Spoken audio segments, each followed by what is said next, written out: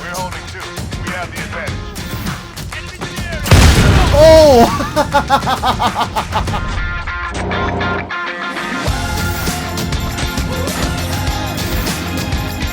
Good day there once again, viewers. This is your mate Kamikaze78 here, come to you guys with some Call of Duty Modern Warfare gameplay. Guys, it's upon us. This is Modern Warfare, and I don't think I've seen a collective amount of hype for a Call of Duty game in a very long time. But, well, here we are, and I've got to say that I am having a bloody fantastic time here with this game. The most amount of fun that I've had in a Call of Duty game to this date. It feels just like what they wanted it to be at the development studio, a 2019 reboot of the experience that we first got back in 2007 with the first Modern Warfare game. But guys, in this video, I want to take a look at the game a bit more objectively and discuss my first impressions of the game's multiplayer mode, looking at the good, the meh, and the bad. But one thing that I do want to make very clear though, for all of those who are still, sitting on the fence about getting this game, is that it still is a Call of Duty game. Sure, there's a new engine powering it, there are new mechanics, and the experience is probably the most refined it has ever been. But it still plays like a Call of Duty game. It's still very much a twitch shooter on smaller arena-based game modes with crazy high time to kills and 12-year-olds giving you a lecture about your mother's anatomy every time you kill them. But I, for one, have always enjoyed the Call of Duty experience despite its flaws. I enjoy the crazy, chaotic, progression-centric environment, which is why I am loving this game. But it's still not going to be for everyone. It still is Call of Duty at its core. Just, keep that in mind.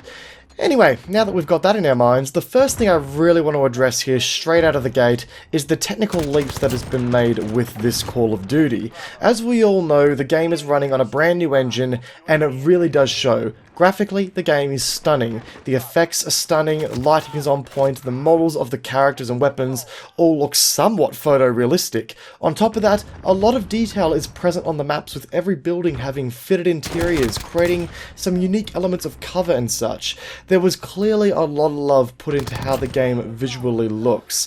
Audibly as well, the game very much shines. The weapons have a beefy presence about them, and the kill streaks are just as terrifying to hear strafe over you from time to time. I mean, the precision airstrike in this game with the A-10s doing gun runs on particular areas, Jesus Christ, the first time I heard that, I was shitting bricks. The animations are also really impressive here, and to know that the reload animations in particular were hand-keyed is very impressive. Hell, every multiplayer match has an intro to it that sees you fly into the map or disembark off an APC into the combat zone. Steps have been taken here to really put you into the place that you're fighting and make you feel immersed. And this hasn't come at the cost of performance, as I've been able to see. I've been able to score 120-ish frames constantly on most maps on pretty much ultra graphics, even while streaming and using NVENC encoding on my graphics card.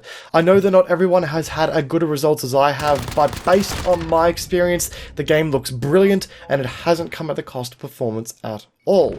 So, good start there, but now let's touch on something that sits at the core of every Call of Duty game, the gunplay and the progression. Gunplay here feels really good, and by comparison to previous COD games I have played, the weapons feel a bit more of a... I don't know, they've got a bit more of an oomph about them. They kick a lot more aggressively than I remember them doing in previous games, and so far, all of the weapons that I've used have had something that makes them their own. They feel unique, they have individual recoil patterns and damage models and effective ranges. I do wish that there were a few more weapons in the game, such as personal favourites like the M249, the M240B, the Barrett 50 cal, the M24, the UMP, the Vector, the F2000, TAR-21, the list goes on and on and on. But considering the developers have made it clear that all post-launch weapons are going to be available to the public for free, it makes me excited to see what's coming. They certainly have a lot of wiggle room here to move with when it comes to bringing in new weapons.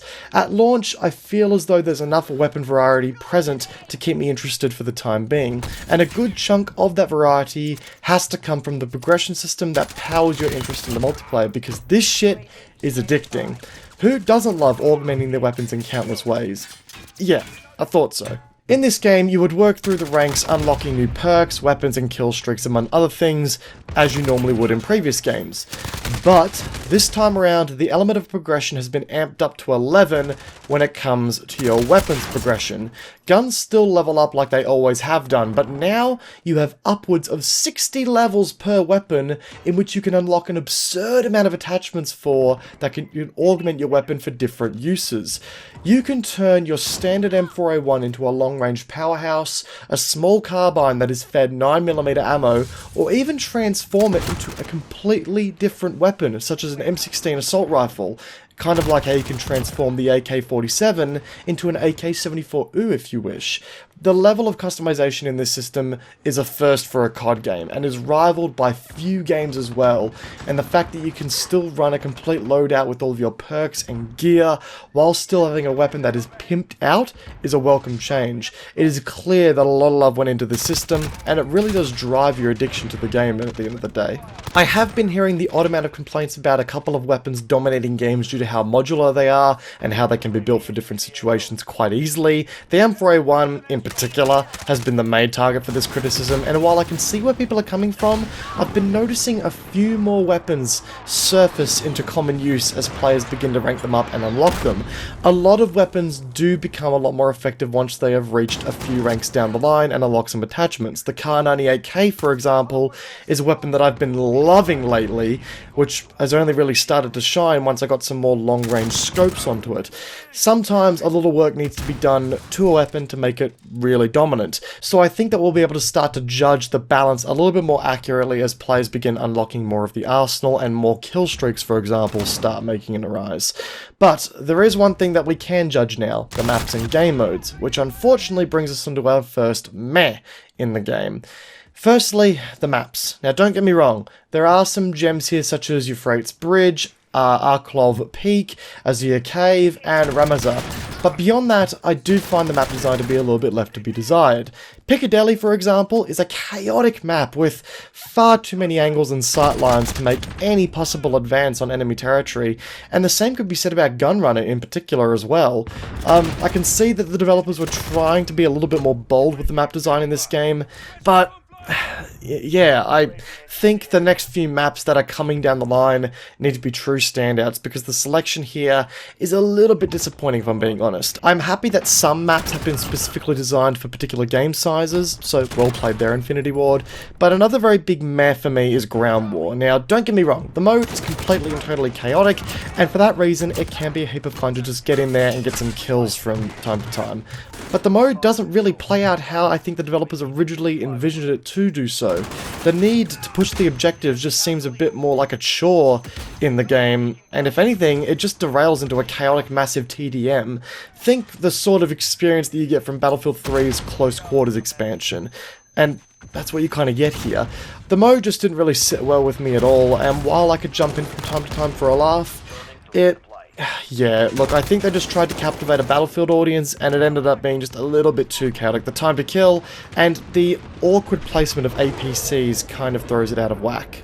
Another meh for me was the changing back to kill streaks from score streaks. I personally liked the score streak system that we've seen in the last few CODs, as it really helped to incentivize playing the objectives, and when combined with the new mounting system in the game, I'm seeing a lot more camping as people try to maximize their KDR and get the top of their kill streaks. It isn't a deal breaker for me, and I know that the developers are going for a slightly slower pace with this game, but it is worth addressing as to how this has had an impact on the flow of the game. Which then unfortunately brings us to the bad sides of this game. For one, the screen shake when you get hit by explosives or bullets is absolutely ludicrous, and it does mean that it's very difficult to counteract an enemy if they get the first shot on you. This has been a characteristic element of COD games for years now. I was really hoping that they would address it in this game, but it appears that is not the case yet. Developers, please do get on that, reduce the screen shake, and make it a little bit easier for some fair engagements. On top of that, I will also say that on larger maps, enemies are very difficult to see. The maps design are very gritty, which is again the visual style that the developers were going for, and all power to them for going for this more gritty, realistic style. But as a result of that, soldiers do tend to blend into the environments very easily, making target acquisition an absolute nightmare at times. I would like to see a slightly higher contrast brought up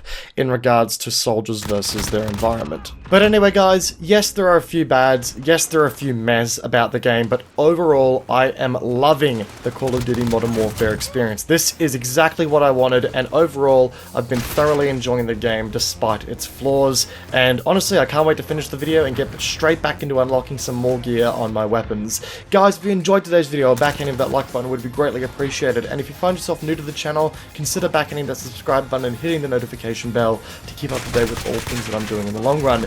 Feel free to let me know what your experience with COD Modern Warfare has been so far by dropping a comment in the comment section down below, or by joining me on my Twitch streams, link in the description down below, or by joining our Discord chat and follow me on Twitter. Guys, once again, I appreciate you all stopping by and watching the video. Take care, and I'll see you guys all in the next one.